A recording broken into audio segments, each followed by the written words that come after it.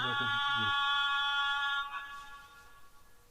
لوگ ایمان لائے اور عمل نیک کیے ان کے لیے خوشحالی اور عمدہ ٹھکانہ ہے۔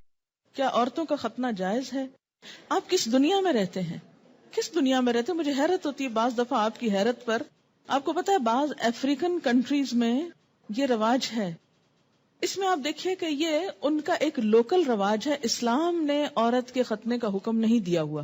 یاد رکھیے کسی حدیث میں عورت کے ختنے کی بات نہیں آتی، مردوں کے ختنے کی بات آتی ہے، اور ان کے لیے تو پروو ہو چکا ہے کہ ان کی صحت کے لیے ضروری ہے۔ لیکن اگر کسی خاص علاقے میں یا کسی خاص کلٹ میں ایسی کوئی چیز ہے تو وہ ان کا لوکل کلچر ہے۔ It's nothing to do with اسلام۔ اور اس پہ بہت پروپیگنڈا بھی ہو رہا ہے، آپ کو پتا ہے۔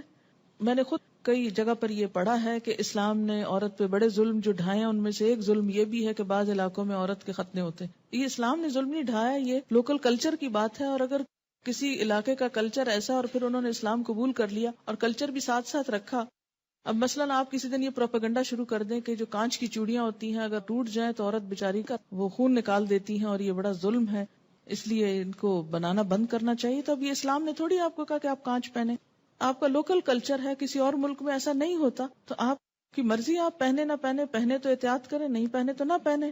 بہت ساری چیزیں ایسی ہیں کہ جس میں اسلام نے نہ کرنے کو کہا ہے اور نہ چھوڑنے کو کہا ہے۔ بہت سے لوگ کہتے ہیں کہ دیوار پر ہاتھ مار کر تیمم ہو جاتا ہے، اگر اس پر مٹیوں کے قرآن پاک کی آیت کیا ہے؟ سعیدن طیبن۔ پلین میں پانی موجود ہے، واش روم بھی ہے، لیکن جا کر کرنا مشکل ہے، تو کیا تیمم کر کے نماز پڑھ سکتے ہیں؟ وہاں وضو کی جگہ کتنی ہوتی ہے یہ بھی بتائیے۔ دوسری بات یہ کہ جو لمبی فلائٹس ہوتی ہیں اس میں بعض حضرات وضو کر کر کے پانی اس طرح ختم کر دیتے ہیں کہ اس کے بعد میں جانے والوں کو بیچاروں کو ہاتھ دھونے کے لیے بھی کچھ نہیں ملتا۔ میں خود اس بات کی عینی شاہد ہوں۔ اس لیے جہاں پانی صرف وقتی استعمال کے لیے رکھا گیا ہو وہاں آپ اس سے زیادہ استعمال کر کے دوسروں کا ہاتھ نہ ماریں۔ ہاں آپ پوچھ لیں جہاز والوں سے کہ اس میں 300 لوگوں کے وضو کا اہتمام ہے تو ٹھیک ہے، کر لیں۔ اگر غسل کرنے کے بعد استنجا کیا جائے تو کیا وضو قائم رہے گا؟ نہیں۔ اگر صابن لگاتے ہوئے یا ویسے دوبارہ انسان کا ہاتھ ایسی جگہ کو چھو جائے کہ جس کے چھونے سے وضو ٹوٹ جاتا ہے تو غسل کے بعد پھر دوبارہ وضو کرنا ہوگا۔ کیا وضو کے بغیر حدیث کے ٹیکسٹ کو چھوا جا سکتا ہے؟ چھوا جا سکتا ہے۔ غسل پاکی میں غراروں کا حکم ہے؟ نہیں، ایسا کوئی حکم نہیں ہے، یعنی کلی کرنا کافی ہے، گلے میں پانی ڈال کے غرارے کرنا ضروری نہیں۔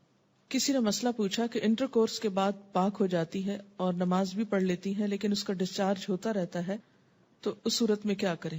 ایک دفعہ نہانے سے پہلے اپنی طرف سے پوری صفائی کر لی جائے، اگر اس کے بعد کوئی ایسی چیز ہو تو دوبارہ بس وضو ہی کافی ہے۔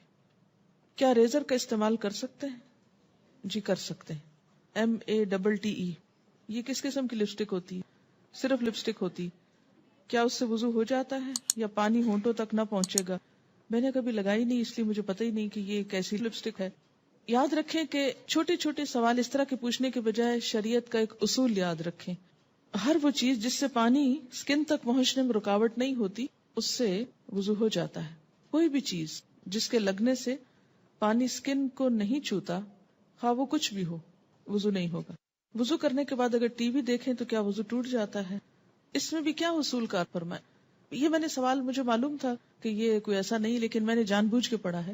کیوں جان بوجھ کے پڑھا ہے؟ اس سے آپ کو سکھانا، کہتے ہیں نا کہ ضروری نہیں کہ ایک بہت اچھے سوال سے انسان سیکھے، بعض اوقات ایک ایسے مذاقہ خیز سوال سے بھی کچھ سیکھ سکتے ہیں آپ۔ کیوں؟ اس لیے کہ جب تک شریعت کے جو احکامات ہیں ہمارے لیے ان کی علت نہیں معلوم ہوگی، وجہ نہیں معلوم ہوگی، اس وقت تک ہم سمجھ نہیں پائیں گے۔ پہلی بات تو یہ کہ وضو ٹوٹنے کے اسباب یا علت کیا ہے؟ کیا وجہ ہے کہ شریعت نے دوبارہ وضو کرنے کے لیے کہا ہے؟ کہ جسم کے اندر سے ناپاک ڈسچارج جب نکلتا ہے، مثلا بہت سے لوگ مجھ سے پوچھتے ہیں بچوں کو دودھ پلانے سے وضو ٹوٹ جاتا ہے؟ نہیں ٹوٹتا۔ اس طرح تو ماں کو ایک عذاب میں ڈال دیا جائے کہ بچے بعض اوقات ایسے ہوتے بہت تنگ کرتے ہیں، ان کو ایک عادت ہو جاتی، جو بچے بڑے ہوتے ہیں ان کو عادت ہو جاتی کہ ہر تھوڑی دیر میں آ کے ماں کو تنگ کرتے ہیں کہ دودھ دو، بعض اوقات ماں کو مارنا شروع کر دیتے ہیں، پریشان کرتے ہیں۔ اب ماں صرف اس لیے مار کھاتی رہے کہ میرا وضو ہے، اور بعض اوقات یہ کہ 2 سنت پڑھی آپ نے اور فرض پڑھنے کے درمیان میں بچے نے شور مچانا شروع کر دیا، بجائے اس کے کہ آپ فرض پڑھیں، آپ پہلے کیا کریں، اسے دودھ پلا لیں، اور آپ اس لیے نہ پلائیں کہ وہ میرا وضو نہیں رہے گا، تو بچہ شور مچا مچا کے سب کو جگا ڈالے، اور پھر یہ کہ آپ نماز میں بھی کوئی توجہ نہ ہو کہ وہ چیختا ہے چلاتا رہے، میں پہلے نماز پوری کر لوں پھر دودھ پلاؤں گی. تو اسلام نے ایسے احکام نہیں دیے. اس میں کیا حکم ہے کہ آپ دودھ پلا سکتی.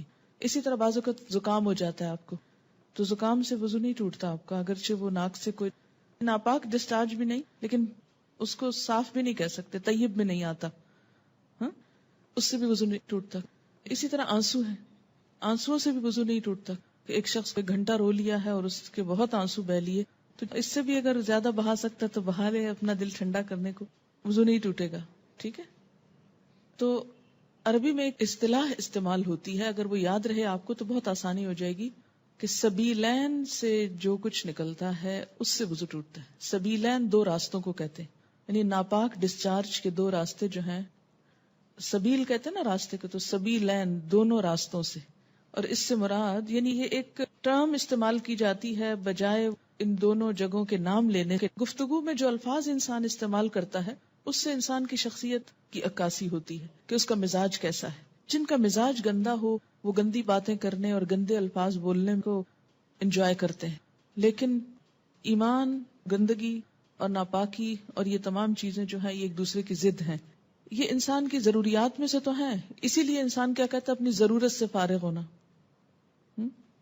ایک بہترین لفظ ہے جو مطلب بھی پورا کرتا ہے اور ان الفاظ میں بھی کوئی قباحت نہیں ہے، کوئی شناعت نہیں ہے.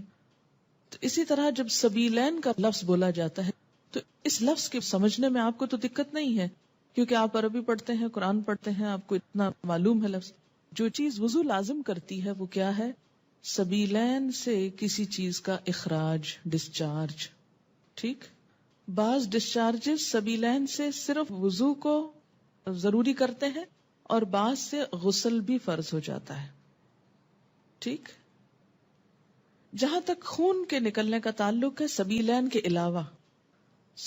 کے علاوہ اگر جسم کے کسی حصے سے خون نکلتا ہے، مثلا دانت سے نکسیر پھوٹ گئی، کہیں اور کٹ لگ گیا، جسم سے خون نکل آیا، اس کے بارے میں دو آراء ہیں، اختلاف ہے. سبیلین میں کوئی اختلاف نہیں، یاد رکھیے سبیلین کے اخراج میں کوئی بھی اختلاف نہیں. سب کے ہاں ایسے ڈسچارج سے، کسی بھی چیز کے نکلنے سے وضو نہیں رہتا. لیکن خون اگر سبیلین میں سے نکلے تو وضو نہیں رہے گا، مگر جسم کے کسی اور حصے سے، مثلا دانت سے، ناک سے یا ہاتھ سے. اس کے بارے میں دو رائے ہیں. دو کون سی رائے ہیں؟ ایک رائے یہ ہے اگر اتنا نکلے کہ ایک قطرہ بن کے بہہ جائے، بہنے والا خون نکلے تو وضو نہیں رہتا. ٹھیک ہے. بہنے سے مراد کیا ہے؟ مثلا کٹ لگا، پہلے رستا رہا، پھر کٹھا ہوا، کٹھا ہو کے ڈراپ گر گیا تو وضو ٹوٹ گیا. ایک یہ رائے. دوسری رائے کیا ہے اس میں کہ نہیں، اس سے وضو نہیں ٹوٹتا، اور وہ دلیل کیا دیتے ہیں کہ حضرت عمر رضی اللہ تعالیٰ عنہ کو جب نماز میں شہید کیا گیا تھا تو انہوں نے نماز چھوڑی نہیں، یا حضرت علی رضی اللہ تعالیٰ عنہ کا جب تیر نکالا گیا تھا نماز کی حالت میں تو انہوں نے نماز توڑی نہیں تھی. ظاہر ہے تیر نکلا تو کیا خون نہ نکلا نا. ہاں. اسی طرح اگر آپ نے وضو کیا ہے، بعض اوقات ایسا ہوتا ہے نا کہ وضو کر کے آپ ہٹنے لگتے ہیں کہ آپ کو منہ محسوس ہوتا ہے، آپ دوبارہ سپٹ کرتے ہیں تو کیا ہوتا ہے، اس میں کچھ ریڈش محسوس ہوتا ہے کہ لگتا ہے کہ مسوڑوں سے خون آ گیا. اب اس میں وضو کی ایسی ضرورت نہیں ہے. اسی طرح بعض اوقات نماز پڑھتے پڑھتے کسی کی نکسیر چھوٹ جاتی ہوتا ہے نا، بعض لوگوں کو تکلیف ہوتی ہے. نکسیر کا معنی پتہ ہے آپ کو؟ جو بلڈ ناک سے آتا ہے، بیماری ہوتی ہے. یا اسی طرح آپ بیٹھے کوئی کام کر رہے تھے، سوئی سے سوئی ایک دم لگ گئی جسم کے کسی حصے میں تو تھوڑا بہت خون رس گیا. یا بعض اوقات ایسا ہوتا ہے کہ کوئی پھوڑے وغیرہ نکل آتے ہیں، ہے نا. اچھا، ان پھوڑوں سے کچھ نہ کچھ تھوڑا تھوڑا رشتہ رہتا ہے، پس نکل آتی ہے کچھ یا کچھ، یا کسی کو کوئی اور چوٹ لگ چکی ہوتی ہے تو نماز پڑھتے میں کیا ہوتا ہے، اوپر کھڑے ہوئے نیچے بیٹھے زمین پہ، اس سے وہ پریشر آیا کسی جگہ پر تو خون اور نکل آیا. اس سے یہ نہیں کہ وضو بھی ٹوٹ گیا اور نماز بھی ٹوٹ گئی، نہیں، نماز کنٹینیو کریں. تو تھوڑا بہت اس طرح کا اگر بلیڈنگ وغیرہ ہوتی ہے تو اس کو اگنور کیا جا سکتا ہے. اسی طرح آپ وضو کر کے کھڑے ہیں، ناک سے زکام آ رہا ہے، کوئی فرق نہیں پڑتا، رو رہے ہیں آپ، رو رہے ہیں، کوئی بات نہیں. یا منہ سے رال ٹپک گئی، بعض لوگوں کو بیماری ہو سکتی ہے منہ سے رال ٹپکنے کی، سوتے میں تو ٹپکے کی تو وہ تو پھر ویسے ہی وضو نہیں رہے گا.